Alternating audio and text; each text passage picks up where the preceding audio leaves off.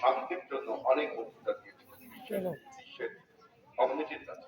এবং ইসরায়েলের যে আগ্রাসন চলছে গাজাতে, শিশু মৃত্যু না এবং মহিলাদেরকে ভোগ মারছে ইসরায়েলিরা, তার বিরুদ্ধে বেগম খালেদা জিয়া তিনি প্রথম প্রতিবাদ করেছেন যে ইসরায়েলের আগ্রাসন নীতির বিরুদ্ধে, বিশেষ করে ফিলিস্তিনি এবং গাজা।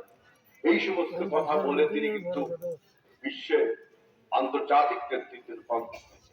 এবং আজকে আপনারা নিজেরা চোখে দেখছেন যে বিশ্বের বিভিন্ন মানুষ কিভাবে তার স্বাস্থ্যের খোঁজ খবর দিচ্ছেন, এবং খোঁজ খবর দিচ্ছে না, উন্নত চিকিৎসা দেওয়ার জন্য সমস্ত রাষ্ট্র প্রস্তুত রয়েছে।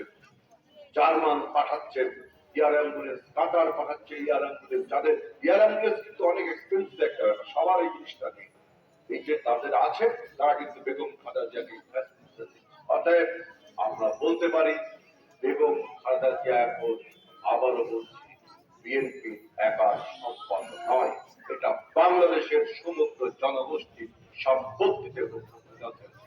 আমরা সবাই আমাদের নেত্রী, বাংলাদেশের আপসের নেত্রী, বাংলাদেশের জাতীয় ঐক্যের প্রতি বেগম খালেদা জিয়ার স্বাস্থ্য কামনা করে আমার বক্তব্য শেষ করছি।